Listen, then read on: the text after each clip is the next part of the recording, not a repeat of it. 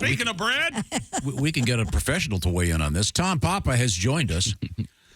Tom, Good morning. Good morning, sir. I know, among other things, besides being a great comedian, you're also an expert on bread. And I am. Yeah, Christy, read Tom the story. It's quick. Archaeologists in Turkey have discovered the world's oldest known bread, dating back to 6000 BC. It, as Tom mentions, technically a dough, Tom, because it hasn't been baked yet, but it's fermented. Wheat, barley, pea seeds, and a palm-sized round spongy residue. It was found at an oven in Neolithic archaeological site in the province of Konya. Your thoughts? 8,600 years old.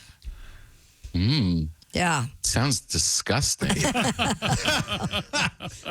I mean, I bake bread all the time, and if I were to leave it for half a day, it would be pretty awful. So I can only imagine whatever this Turkish concoction is, it's going to give somebody real stomach problems. Yeah. Unless it's a Twinkie. Those True. Those last quite a while. From where you're sitting right now, do you have something in the works bread-wise? Yes. I have a loaf that came out 2 days ago. I do 2 loaves at a time in 2 Dutch ovens, and I've got one of them I brought to my friend, and the other one I have on the cutting board. And then I have a little bowl of sourdough starter that is it's been fed, that is now ready to be put into flour, water, and salt, and make the next loaves. And that'll probably I'll mix that today and then make it tomorrow. I killed my sourdough starter. Why did you do that? I didn't do it on purpose. Why are you admitting that on air? I know, right? It's such a sad thing. She's a newlywed, Tom. There's no other way to say this. You're a failure. I am a terrible baker. Failure. Murderer. Yes. Tom Papa is a distinguished stand-up comedian. And, Tom, just real quick, I want to say I used to really enjoy the segment on the lamented loss, the Live From Here show, in which you would, when you'd go to a town, you would really spend some time and wrote some great jokes about it, but also very informative. It was a great feature. Thank you very much. I miss that it's gone. Yeah, it was Prairie Home Companion that turned into Live From Here, and I would do Out in America. And whatever city we were going to, I would spend some time and write up some. So it was great practice. I miss it. But it was a bear. Like, I had to write 5 to 6 minutes of original stand-up essentially every week. Yeah. So I was constantly writing and then rewriting and rewriting and rewriting, and then spend all this time on it. And I got really good at it. So thank you for the compliment. I do miss it. The big thing for me was standing, especially when we went back to Minneapolis and stood in the Fitzgerald Theater where Garrison Keillor would do the news from Lake Wobegon. And now I had my little version of it. And it was really, I just held him in such high regard. So it was good to do a much lesser version of what he was doing, but in the same spot. Yeah. Yeah. So these days you don't have an assignment, so you have to create your own assignment when it comes to writing comedy. What are you thinking about these days? Yeah, now I'm just trying to figure out, we've been going through this change in my house because my kids are gone for the first time. They've both in college now. The last one finally left, and nobody tells you really how hard it's going to be to, pretend that you're sad. I mean, I think I'm happier than I've ever been. And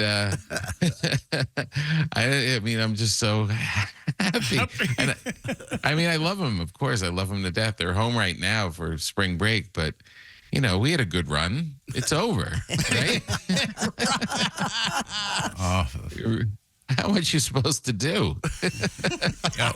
Back in your day, did you have any memorable spring breaks? Did you go somewhere for your spring break? Were you a Florida-bound kid? No. I went to school in New Jersey, and Jersey kids, and we had no money. We never understood. We'd watch MTV and see kids down in Florida with their shirts off and running around and going to concerts. And we're like, we couldn't even come up with the gas money to get out of the state.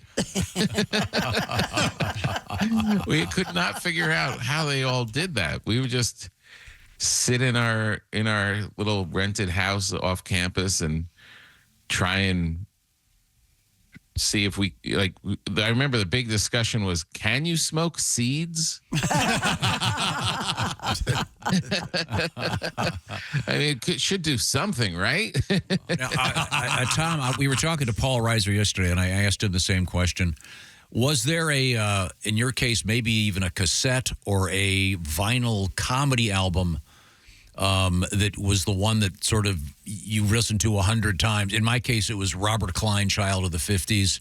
Was there one that hit you real hard, like Pryor or Carlin, or what specific one, if there was one, was it? In 1 week, I heard George Carlin's Class Clown at my friend Joe's house. And then my friend Tom's house, they were playing Let's Get Small by Steve Martin. Of course. And it was all these older kids. And that was literally the first time it dawned on me that grown-ups could be funny for a living. I had no idea that a thing as like a comedian really never registered that, oh, these are grown-ups and they're making these albums, and this I don't have to go into sales. I thought everyone had to go into sales. And I played them like crazy. And then I folded in Steve Martin's Wild and Crazy Guy, which is, it opened up. And I would just sit with that album for hours and hours. Yeah. But George Carlin and Steve Martin, yeah, those are the ones. Well, we're speaking to Tom Papa, comedian, on the road, by the way.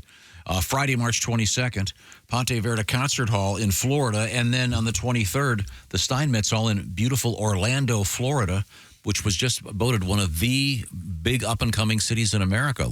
Orlando. Yeah, Oh, Orlando. yeah. It's coming up. Then you'll be in Poughkeepsie Thursday, April 11th. And then in Columbus, Ohio, Thursday, April 25th at the Joanne Davidson Theater. Friday, April 26th at the Rialto Square Theater in Joliet, Illinois. Tom Papa on the road. Yeah, baby. Yeah, well, listen, Tom, it's always a great pleasure. Have a great show. Enjoy the. Now, do your kids enjoy the bread that you work so hard to make? They do. I did, like I said, they're home from college right now. And I did get a little sense yesterday that I've become the guy that's like the parent that's selling a little too much. Like my grandmother or my mother would always be like, did you eat? Did you eat? And be like, okay. And I found myself, my daughter was knocking around the kitchen. I was like, have you had any toast? Do you want some bread?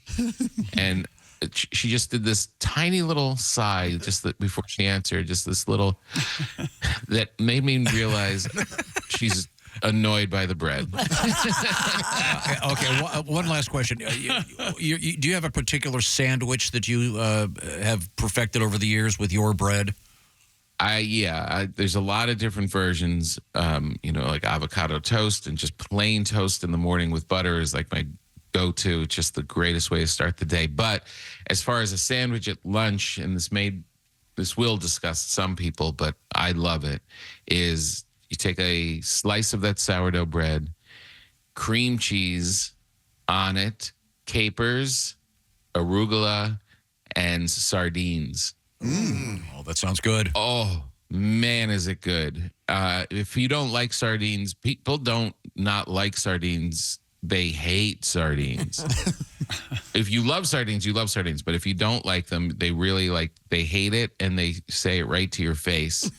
And look, I've been married to her for a long time, but that's just how she acts. You can substitute smoked salmon, and that's what I would do. It would be very good. I do have one more question. I'm sorry, I apologize. Real quick. It's okay. Do you ever take a piece of your bread, sliced, take a shot glass, cut out the middle, Oh, God. and then throw it in a frying pan and put an egg in it? Oh, God. Ooh, You ever done that?